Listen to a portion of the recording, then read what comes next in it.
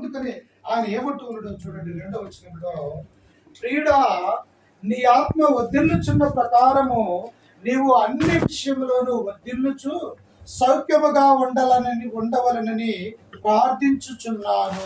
చూసారా ప్రియులారా, రావుడు మనం ఒక 10 నిమిషాలు మోకరించి ప్రార్థన చేయాలంటే మనకు అనేకమైనటువంటి నొప్పులు అవి ఎంతో బాధపడుతూ ఉంటారు.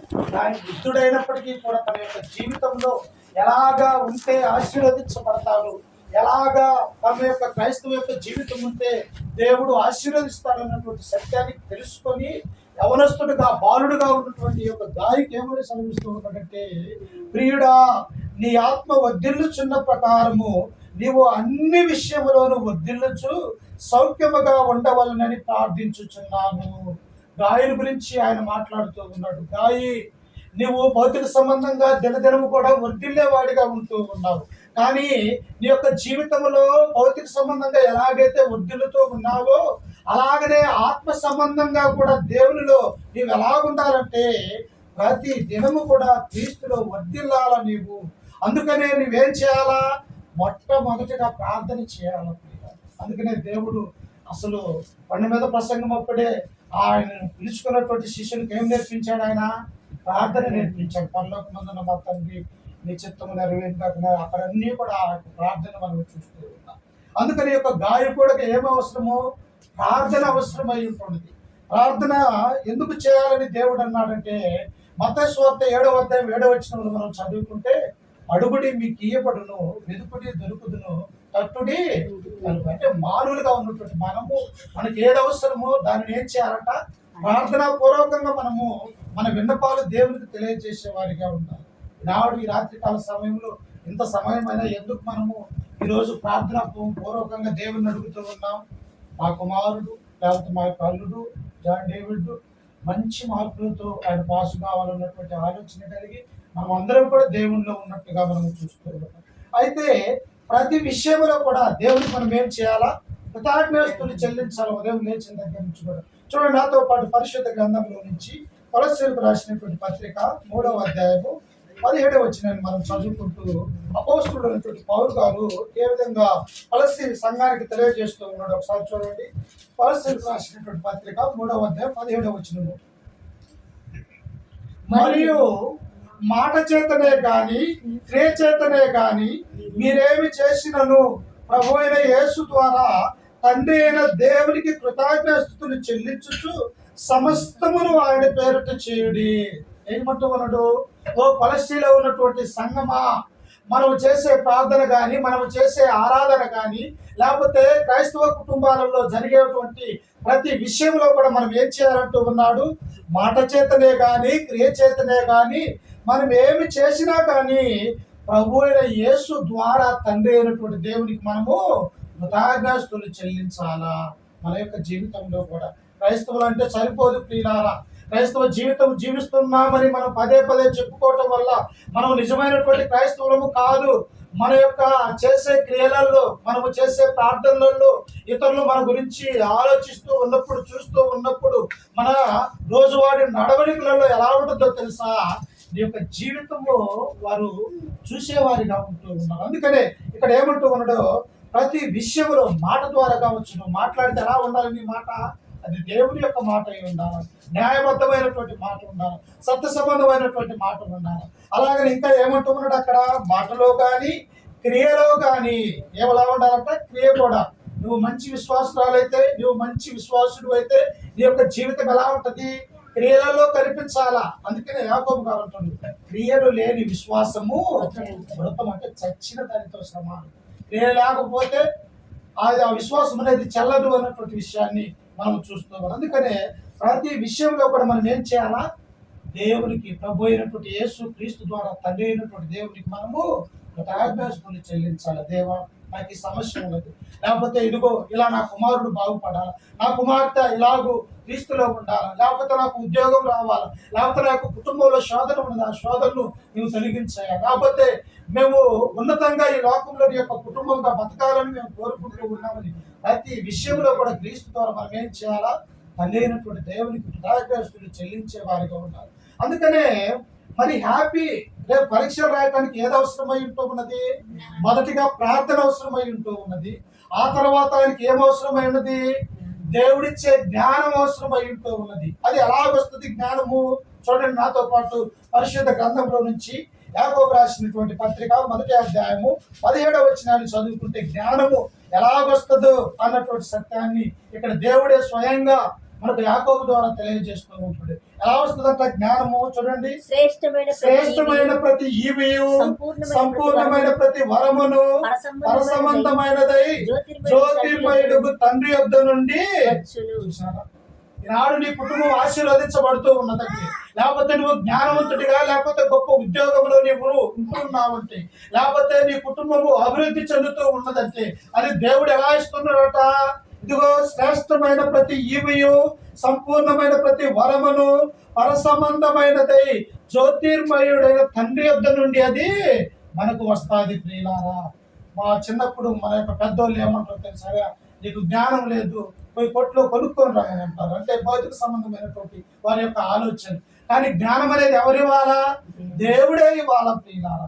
అందుకనే ఒక తల్లి తన యొక్క కుమారుడు అయినటువంటి సొలొమోనుకు తెలియజేస్తూ ఉంటుంది. ఒకసారి చూడండి అయ్యా, సామెతల గ్రంథం 1వ అధ్యాయము చూడండి. సామెతల గ్రంథము 1వ అధ్యాయము తన తల్లి అయినటువంటి బెత్షెబా తన కుమారుడు అయినటువంటి సొలొమోనుకు ఏమని సెలవిస్తూ ఉన్నది ఒకసారి చూడండి. అక్కడ 1వ అధ్యాయం 7వ వచనాన్ని మనం చదువుకుందాం. యెహోవా యందు భయభక్తులు కలిగి ఉండుట తెలివికి మూలము, మూర్ఖుల జ్ఞానమును ఉపదేశమును తిరస్కరించుదురు. నా కుమారుడా, నీ తండ్రి ఉపదేశము ఆలకింపుము, నీ తల్లి చెప్పు బోధను నీవు. నాడు తల్లిదండ్రుల మాట ఎవరైనా వింటున్నారమ్మా? ఏదో కొంతమంది వింటూ ఉన్నారు, చిన్నప్పుడు వింటూ ఉన్నారు. ఆ తర్వాత వారు పెద్దవారు అయిపోయిన తర్వాత తల్లి తండ్రి యొక్క మాట వినటువంటి వారిగా ఉంటూ ఉన్నారు.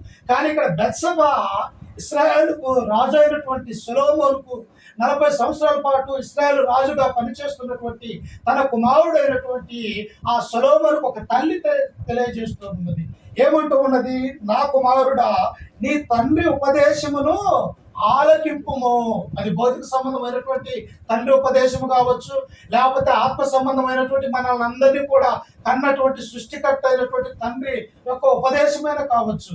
కానీ తల్లి ఏం చేస్తూ ఉన్నది? నీ తండ్రి యొక్క ఉపదేశమును ఆలకించాలా. ఈనాడు నీవు కూడా హ్యాపీ. నీ తల్లి చెప్పే బోధ, నీ తల్లి చెప్పే మాట, లేకపోతే నీ యొక్క తండ్రి చెబుతున్నటువంటి మాటలు, లేకపోతే పెద్దలుగా ఎవరైనా చెబుతున్నటువంటి మంచి మాటలు నీవేం చేయాలా? నీ యొక్క చెవిలో జ్ఞాపకం చేసుకోవాలి. నా కొరకు కదా, ఇదిగో నా చదువు కొరకు కదా, లేకపోతే నేను గొప్పవాడిగా కావాలని కదా నా యొక్క తల్లి తండ్రి ఈ విధంగా ఆశపడుతూ ఉన్నారని ఒక సొలొమోనే తమ యొక్క తల్లి అయినటువంటి బెత్షెబా మాటలు వింటూ ఉన్నాడు. అందుకనే ఇంకా ఆయన కింద వచనములు అంటున్నాడు, పై వచనములు, యెహోవా యందు భయభక్తులు కలిగి ఉండుట తెలివికి మూలము. నీకు తెలివి రావాలంటే, జ్ఞానము రావాలంటే యెహోవా యందు భయము, భక్తి కలిగి ఉండాలి ప్రియులారా. యెహోవా యందు భయభక్తులు కలిగి ఉంటే దేవుడు ఎంత ఆశీర్వదిస్తాడో మనం అనేక మంది దేవుని యందు భయభక్తులు కలిగినటువంటి వారిని మనం చూడవచ్చు.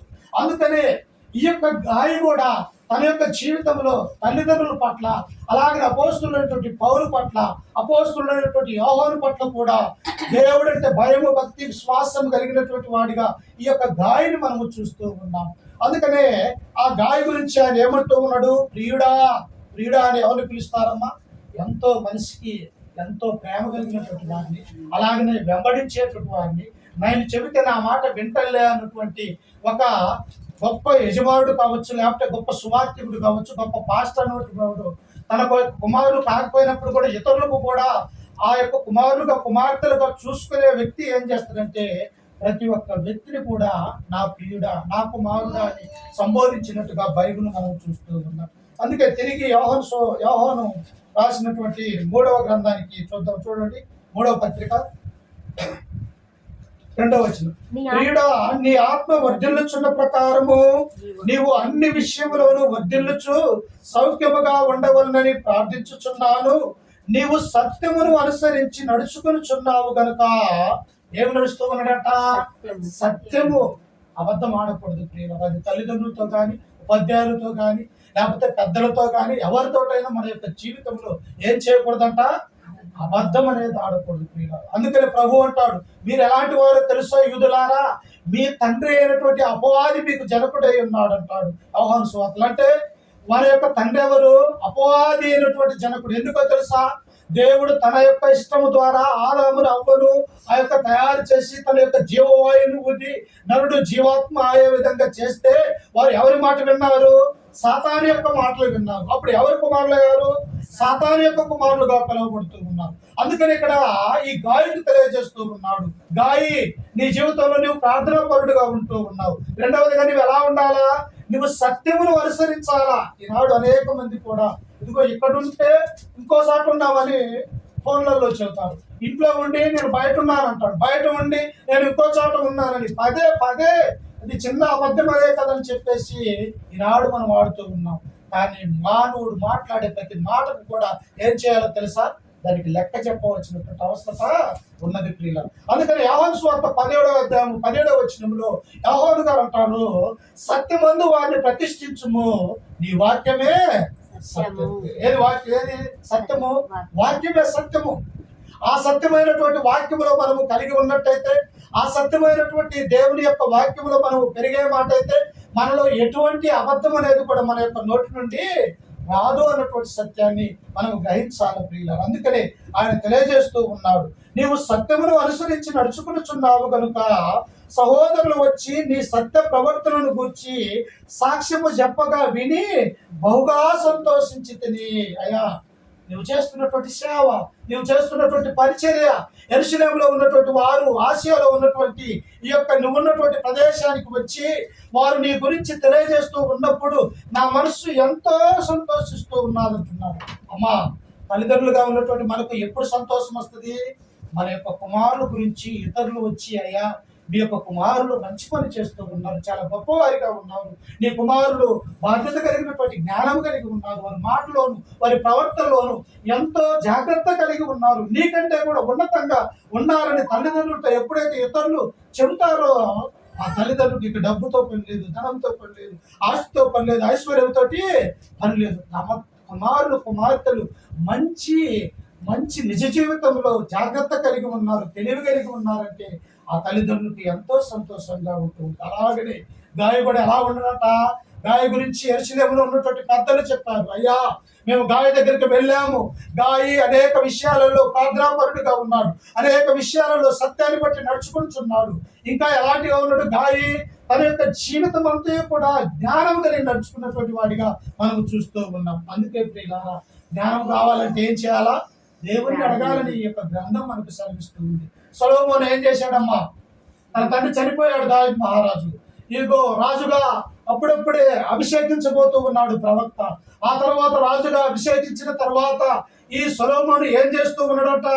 ఒకసారి చూడండి, రాజుల మొదటి గ్రంథము మొదటి అధ్యాయము, రాజుల మొదటి గ్రంథము మొదటి అధ్యాయము 4వ వచనాన్ని మనం చదువుతున్నాం. ఈ చిన్నది బహు చక్కనిదై ఉండి, రాజుల మొదటి గ్రంథం 3వ అధ్యాయం 4వ వచనం.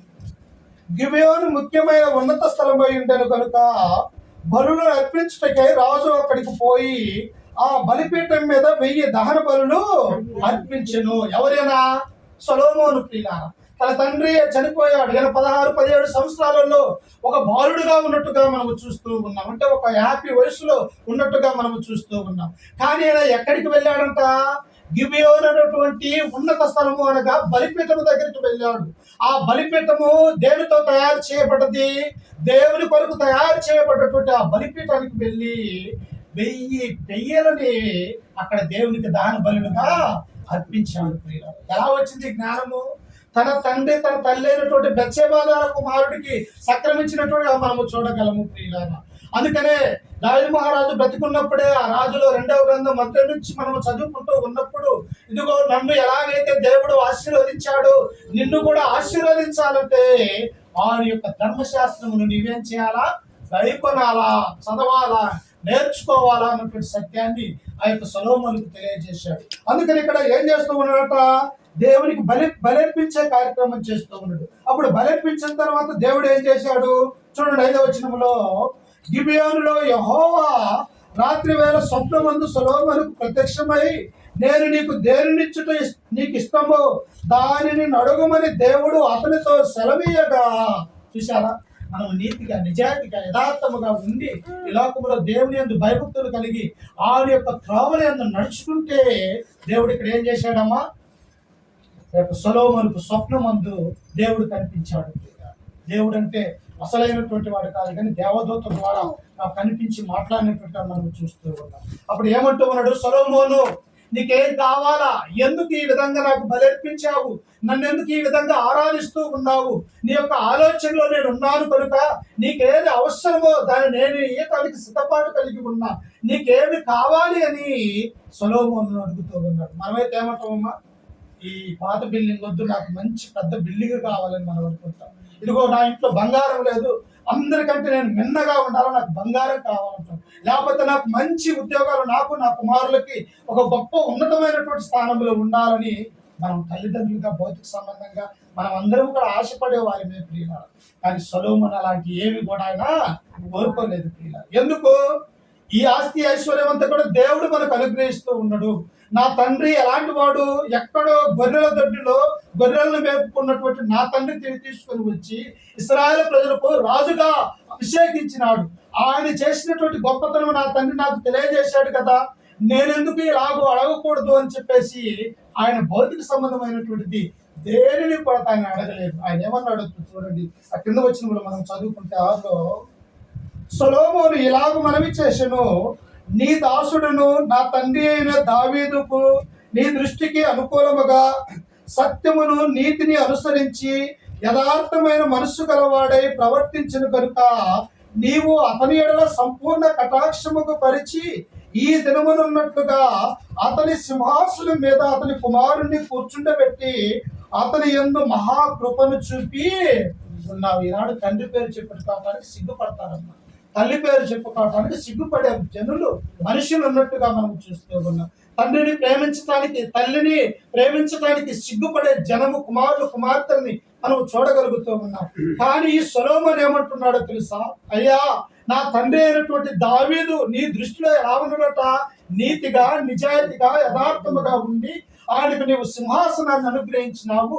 ఆ తర్వాత ఆ సింహాసనాన్ని నీవు ఆయన మీద చూపించినటువంటి ఆ కృపను ఇప్పుడు ఎవరికి కృప వచ్చినదట, తన సంతానం అయినటువంటి సొలొమోనుకు కూడా ఆ కృపని అనుగ్రహించినాడు. నిజంగా మామ చేసినటువంటి పరిచర్య, మామగారు చేసినటువంటి ఆయన యొక్క పరిచర్య ఈనాడు ఎవరు చేస్తూ ఉన్నారు, ఆ కృప బావ మీదకి వచ్చింది, ఆ తర్వాత కుటుంబం మీదకి వస్తూ ఉన్నది, ఆ తర్వాత ఆడపిల్లల మీదకి, ఆ తర్వాత ఆయన అనుసరించేటువంటి వారందరికీ కూడా ఆయనకు దేవుడు చూపించినటువంటి ఆ ధన్యత, ఆ కృప కుటుంబం మీద ఒక వెలుగు వెలుగుతున్నట్టుగా మనం చూస్తూ ఉన్నాం. అలాగనే ప్రియులారా, ఈ యొక్క దావీదుకు వచ్చినటువంటి ఆ కృప ఎవరి మీదకి వచ్చినదట, ఆయన కుమారుడైనటువంటి సొలొమోను మీదకి వచ్చింది. అలాగనే గ్రేసులు మంచి జ్ఞానవంతుడు, అలాగనే జాన్సన్ అనే దేవుడికి ఇచ్చినటువంటి యొక్క దాంపత్య జీవితంలో ఈ కుమారులు కూడా తల్లి యొక్క జ్ఞానాన్ని ఉనికిపుచ్చుకునే వారిగా మీరు ఉండాలి. ఎందుకంటే ఎంత సమయమైనా నా కుటుంబంలో ప్రార్థన జరగాలన్నట్టు ఒక పట్టుబట్టినది గ్రేస్. ఎందుకు అంటే భౌతిక సంబంధమైనటువంటి విషయాల మీద కాదు, ఆత్మ సంబంధంగా నా కుమారుడు అభివృద్ధిలోకి రావాలా, నా కుటుంబము దీవించబడాలంటే నేను దేవుని యొక్క సన్నిధానంలో ఆయన యొక్క వాక్యం వినాలా అన్నటువంటి ఆలోచన కలిగి ఉంటూ ఉన్నది. అందుకనే కుమారులుగా ఉన్నటువంటి మీరేం చేయాలో తెలుసా, ఆలోచన చేయాలి. ఇదిగో ఇలాగ నేను నేర్చుకోవాలా, ఇలాగ ఉండాలా జ్ఞానం కలిగి అని మనమందరం కూడా ఒక మాదిరిగా ఉంచిపోయాడు. ఏముంచిపోయాడు దేవుడు? ఒక మాదిరి ఉంచిపోయాడు. కొరింథీయులకు రాసినటువంటి మొదటి పత్రిక 11వ అధ్యాయం 1వ వచనంలో అంటాడు, నేను క్రీస్తును పోలి నడుచుకున్న ప్రకారము మీరు నన్ను పోలి నడుచుకోమంటున్నాడు. ఎలా అంటమ్మా? నేను క్రీస్తును పోలి నడుచుకున్నాను. క్రీస్తు ఎలాగైతే విధేయత కలిగి ఉన్నాడో తండ్రికి, క్రీస్తు ఎలాగైతే ఈ లోకములో అనేక విషయాలలో అనేక మంది తప్పులు చేసినప్పటికీ కూడా పాపం అనే లోకంలో ఆయన ఏ పాపం లేనివాడిగా ఉన్నాడో, అలాగనే ఆయన ఎంత తగ్గింపు స్వభావం కలిగి ఉన్నాడో నువ్వు అలాగనే ఉన్నాను కొరింథీ సంఘానికి పౌలు గారు సెలవిస్తూ ఉన్నారు. ఇక్కడ కూడా సొలొమోను అలాగనే విధేయత కలిగి జీవిస్తూ ఉన్నాడు. ఆయన ఏం కోరుకున్నాడు ఒకసారి చూడండి. అదే రాజుల మొదటి గ్రంథము 3వ అధ్యాయము 9వ వచనాన్ని చదువుకున్నాను. చూడండి 9. ఇంత గొప్పదైన నీ ఇంత జనమునకు గొప్పదైన నీ జనముకు న్యాయము న్యాయము తీర్చువాడు ఎవడు? తీర్చగలవాడు ఎవడు? కాబట్టి కాబట్టి నేను మంచి చెడ్డలు వివేచించి నీ జనులకు న్యాయము తీర్చినట్లు నీ దాసుడైన నాకు వివేకము వివేకము గల హృదయమును దయచేయు. చూశారా పిల్లలు ఏమడిగినట్టు మాన? ఏ ఆస్తి అడగల, ఐశ్వర్యం అడగల, ఏమి అడగల. అయ్యా ఇదిగో ఇశ్రాయేలు ప్రజల మీద నన్ను రాజుగా అభిషేకించినావు. ఇంత గొప్పదైన నీ జనముకు న్యాయము తీర్చగలవాడు ఎవడు? నా వల్ల కాదా? కొన్ని లక్షల మంది ఇశ్రాయేలు యొక్క జనము 12 గోత్రాల వారు ఇక్కడ నివసిస్తూ ఉన్నారు. వారిని రాజ్య పరిపాలన చేయడానికి నేను బాలుడిని. నాకు జ్ఞానము చాలదు, నాకు వివేకం అనేది లేదయ్యా. నాకు ఏమేమంటున్నాడు? నాకు వివేకాన్ని అనుగ్రహించు, వివేకము కలిగినటువంటి హృదయాన్ని నాకు ఇవ్వమని దేవుణ్ణి అడుగుతూ ఉన్నాడు. ఈనాడు పరీక్ష రాయబోతున్నటువంటి హ్యాపీ కూడా ప్రతి దినము ప్రతి నిత్యము కూడా చదువులో ఆయన చదువు, అలాగనే బండి విషయంలో, అలాగనే మన యొక్క కుమారులు కుమార్తెల విషయంలో కూడా వారు దేనిని అడగాల మనం అనుకుని ప్రేరేపించాలా? దేవా నాకు జ్ఞానాన్ని ఇయ్యండి. జ్ఞానం ఉంటే అన్ని వస్తాయి ప్రియులారా. ఎవరి దగ్గర ఎలా నడుచుకోవాలో, పెద్దల దగ్గర, తల్లిదండ్రుల యొద్ద, అలాగనే స్వార్థికుల పట్ల, ఉపాధ్యాయుల పట్ల, గొప్ప గొప్ప వారి ఎడల ఎలాగ మనం నడుచుకోవాలో ఎప్పుడు తెలుస్తుందమ్మా మనకి? వివేకం అనేది ఇచ్చినప్పుడు తెలుస్తుంది. అప్పుడు దేవుడు ఏమన్నాడో చూడండి, కింద వచనంలో, సొలొమోను చేసిన ఈ మనవి ప్రభువుకు అనుకూలమాయను కనుక. మనం అడిగేది ఏమడగాలమ్మా? మన సొంత ఇష్టాలు అడగకూడదు. దేవా నీ చిత్తమైతే ఈ కార్యాన్ని జరిగించయ్యా, నా సొంత ఆలోచన కాదు అని మనము అడిగేవారిగా ఉండాలి ప్రియుల. సొలొమోను అలా అడగటం వలన ఏమొచ్చినది? దేవునికి అనుకూలముగా ఉన్నదని అంటూ ఉన్నాడు. మనం ఏం చేస్తాము? మనం గొంతెమ్మ కోరికలు ఎన్నెన్నో కోరుతాం ప్రియుల. అలా కోరకూడదు. ఎందుకో తెలుసా? దేవుడికి ఏది ఇష్టము, ఇది నేను అడిగితే ఆయన నన్ను ఇష్టపడతాడా, నేను దీన్ని అడిగితే ప్రార్థనలు ఆయన నాకు దయచేస్తాడా అని చెప్పేసి మనం ఏం చేయాలా? దేవుని ఇష్టానుకూలంగా మనం అడిగే వారిగా ఉండాలి. సొలొమోను అడిగినది ఏమడిగాడు? వివేకము కలిగినటువంటి హృదయాన్ని నాకు అనుగ్రహించమని అడిగాడు. అది దేవునికి ఎలా ఉన్నదట? అనుకూలముగా ఉన్నది. అందుకే ఆయన ఏమంటూ ఉన్నాడో చూడండి, ఇలాగూ సెలవిచ్చెను. ఏమంటూ ఉన్నాడు? దీర్ఘాయువునైనను ఐశ్వర్యమునైనను నీ శత్రువుల ప్రాణమునైనను అడగక న్యాయమును గ్రహించుటకు వివేకము అనుగ్రహించమని నీవు అడిగితివి. నీవు ఇలాగూ అడిగినందున నీ మనవి ఆలకించుచున్నాను. మనమెవరు ఆలకించాలంటే, మన ప్రార్థన దేవుడు ఆలకించాలంటే మనం కూడా ఎలా ఉండాలా? సొలొమోను వలె విధేయత కలిగి, సత్యము కలిగి, దేవుని యొక్క గ్రంథాన్ని నిత్యము చదువుకుంటూ, ఎలాగైతే సొలొమోను ఆ యొక్క బలిపీఠం మీద దేవునికి విన్నవించుకున్నాడో మన యొక్క జీవితం కూడా మన బలిపీఠం ఏదో తెలుసా?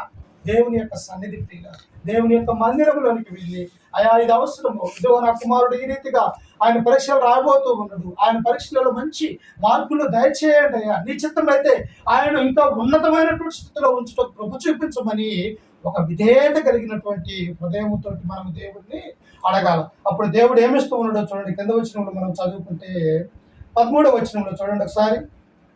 12 చదువుకున్నాం.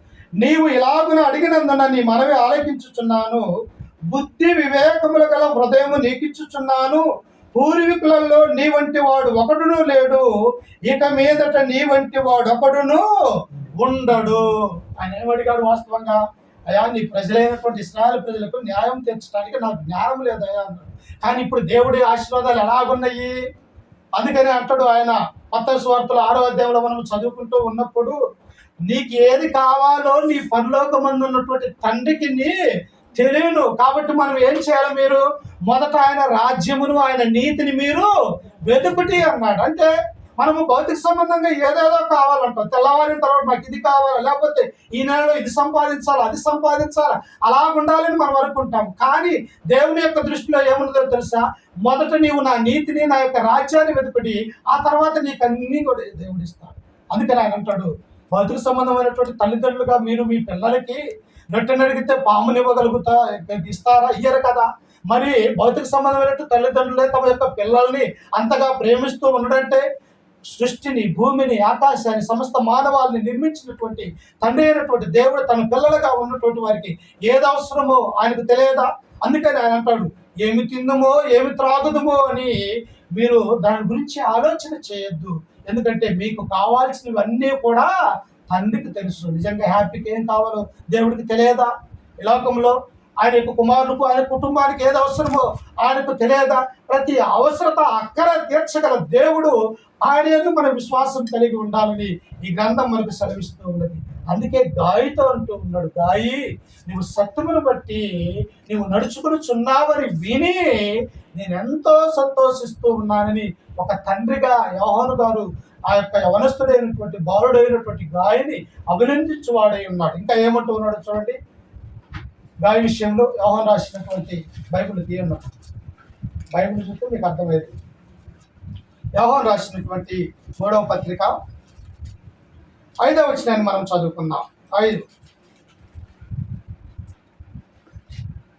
ప్రియుడా, వారు పరదేశులైనను సహోదరులుగా ఉన్నవారికి నీవు చేసినదల్లా విశ్వాసికి తగినట్టుగా చేయుచున్నావు. కొంతమంది ఏం చేస్తారో తెలుసా? మేము ఎన్నో సంవత్సరాల నుంచి క్రైస్తవులుగా ఉన్నాం, మాది క్రైస్తవ కుటుంబం అని ఎంతో గొప్పగా చెప్పుకుంటారు, కానీ క్రియలలో మాత్రము ఏది ఉండదు. పొద్దున్న లేచిన దగ్గర నుంచి కూడా పాప సంబంధమైనటువంటి ఆలోచనలు వారికి. అందుకని ఇక్కడ ఏమంటూ ఉన్నాడు గాయ గురించి, ప్రియుడా, వారు పరదేశులైనను సహోదరులుగా ఉన్నవారికి నీవు చేసినదల్లా విశ్వాసికి తగినట్టుగా చేయుచున్నావు. ఒక విశ్వాసి క్రీస్తులో ఎలాగుండాలో అలాగనే నీవు నడుచుకొనుచూ ఉన్నావు. ఒక విశ్వాసి దేవుని యొక్క మందిరంలో ఎలాగ నడుచుకోవాలో అలాగనే నీవు నడుచుకొనుచున్నావు అని గాయతో దేవుడు ఆ యొక్క యోహాను గారు సెలవిస్తూ ఉన్నాడు. మరి మనం అలా నడుచుకుంటూ ఉన్నామా? మా దేవుడు మన యొక్క నడకని, మన యొక్క పడకను చూస్తూ ఉన్నాడు. మమ్మల్ని ఎవరు చూడట్లేదని చెప్పేసి మనం అనేకమైనటువంటి పాప ఆలోచనలు కలిగి ఉండకూడదు ప్రియులారా. దావీదు మహారాజు ఇలాగనే అనుకొని భయంకరమైనటువంటి పాపం చేసినప్పుడు తన యొక్క కుటుంబాన్ని కోల్పోయినటువంటి వాడిగా దావీదు మహారాజుని మనం చూడవు. అందుకనే మనము చేసే మంచి పని కానీ చెడ్డ పని కానీ, అది మేలుకరమైనది కానీ లేకపోతే అపరాధములో ఉన్నది కానీ పాపమైంది కానీ అన్ని దేవుడు అంతటా ఉండి చూస్తూ ఉన్నాడు. చూడమ్మా, ఒకసారి చూడండి ఎట్లా చూస్తాడు ఆయన. 139వ కీర్తన ఎలాగో చూస్తాడు ఒకసారి చూడండి. దావీదు మహారాజు ఆయనే స్వయంగా మనకు తెలియజేస్తూ ఉన్నాడు. మనం ఏమనుకుంటాము? చూడండి ఆయన నేను చేసే పనులు, నేను అనే మాటలు, నేను చేసే కార్యాలు నా దేవుడు చూడండి అని మనం అనుకుంటూ ఉంటాము. అంటే భయం లేనటువంటి వారిగా మనం ఉంటూ ఉన్నాం.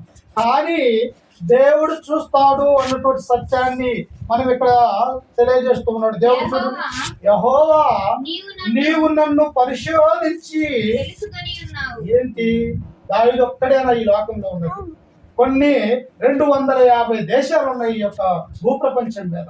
ఇన్ని దేశాలలో ఉన్నటువంటి ప్రతి మానవాన్ని కూడా ఆయన ఏం చేస్తూ ఉన్నాడట?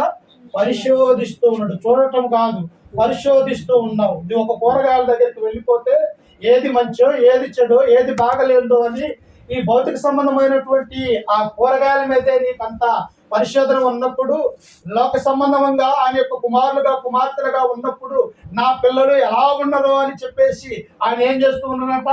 పరిశోధిస్తూ ఉన్నాడు. నా కుమార్తె ఎలా ఉన్నది, నా కుమారుడు ఎలా ఉండడు అన్నటువంటి ఆ విషయాన్ని పరిశోధన చేస్తూ ఉన్నాడు. ఇంకా చూడండి, నేను కూర్చుండటను నేను లేచుట నీకు తెలియను, నాకు తలంపు పుట్టక మునుపే నీవు నా మనస్సు గ్రహించుచున్నావు. అయ్యా మనం అనుకుంటూ ఉన్నాం, నేను ఈ కార్యం చేస్తే ఈ సినిమాకి పోతే నన్ను ఎవరు చూస్తారులే, లేకపోతే ఒక డ్యాన్స్ పార్టీ దగ్గరికి వెళ్తే నన్ను ఎవరు చూస్తారులే, నేను ఎవరికి కనిపించకుండా ఒక ముసుగు గొడ్డ కట్టుకొని పోతున్నా కదా, నేను కనిపించలేదే అన్నటువంటి ఆలోచన కలిగి ఉంటాం. కానీ దేవుడు ఇక్కడ ఏమంటూ ఉన్నాడు? నేను కూర్చుండుట నేను లేచుట నీకు తెలియను, నాకు తలంపు పుట్టక మునిపే నా మనస్సు నీవు. దేవుడికి తెలుసమ్మా. ఇర్మియా గ్రంథకర్త అంటాడు, హృదయం అన్నిటికంటే మోసకరమైనది, అది బహు ఘోరమైన వ్యాధి గలది. ఆ వ్యాధి కలిగిన హృదయంలో ఇప్పుడు ఏం చేయాలా? ఆయన రక్షణ వాక్యాన్ని హృదయంలో దాచిపెట్టాలా. ఎప్పుడైతే వ్యాధి కలిగినటువంటి ఆ హృదయంలో దేవుని యొక్క వాక్యం అనేది ఉంటే ఏమైపోతాము? నువ్వు ఫలిస్తావు, అభివృద్ధి చెందుతావు, విస్తరిస్తావు అన్నటువంటి ఆ ఆశీర్వాదాలు నీ కుటుంబం మీదకి వస్తాయి. ఇంకా ఏమంటూ ఉన్నాడో చూడండి, నా నడకను నా పడకను నీవు పరిశీలన చేసి ఉన్నావు, నా చర్యలన్నిటినీ నీవు బాగుగా తెలుసుకుని ఉన్నావు. అమ్మా అన్నాడు ఇక్కడ, నా నడకను నా పడకను నీవు తెలుసుకుని ఉన్నావు, నీవు పరిశీలిస్తూ ఉన్నావు. అందుకని కుటుంబముగా దేవుని యొక్క బిడ్డలుగా మనం ఎలాగ ఉండాలా? జాగ్రత్త కలిగి ఉండాలి. ఒకవేళ మనం ఒంటరిగా ఉన్నా ఇదిగో నేను చేసే కార్యాన్ని దేవుడు నన్ను చూస్తూ ఉన్నాడు, దేవుడు నా పక్కనే ఉన్నాడు అని చెప్పేసి మనం జాగ్రత్తగా వ్యవహరించాలి ప్రియులారా. అలా వ్యవహరించకపోతే పాపం మన కుటుంబం మీద పడి శోధనలోనికి నెట్టివేయబడతాం అన్నటువంటి సత్యాన్ని మనం గ్రహించాలి. అందుకనే గాయకుడు చెబుతూ ఉన్నాడు, ప్రియుడా నీ ఆత్మ వర్ధిల్లుచున్న ప్రకారము నీవు అన్ని విషయములు సౌఖ్యముగా ఉన్నావు. ఎందుకున్నావో తెలుసా? నువ్వు దేవుడంటే భయం కలిగి ఉన్నావు, భక్తి కలిగి ఉన్నావు, నీ యొక్క తల్లిదండ్రుల యొక్క మాట విన్నావు, నాతో పాటు పరిచర్యలో పాల్గొన్నావు. అందును బట్టి నువ్వు అభివృద్ధిలోనికి వచ్చావు. నిన్ను చూసి యెరూషలేములో ఉన్నటువంటి పరిచయులు, శాస్త్రులు, సద్దూకయ్యులు, ధర్మశాస్త్రోపదేశకులు వారందరూ ఏమంటున్నారో తెలుసా? మేము అక్కడికి వెళ్ళినప్పుడు ఈ యొక్క గాయని వ్యవరస్తుడు మమ్మల్ని ఎంత బాగా చూశాడో చెప్పలేమని ఆ సాక్ష్యాన్ని వాళ్ళు పొందుకున్నట్టుగా మనం చూస్తూ ఉన్నాం. చివరిగా అక్కడికే వెళ్ళి ముగించుకుందాం. చూడండి, యోహాను రాసినటువంటి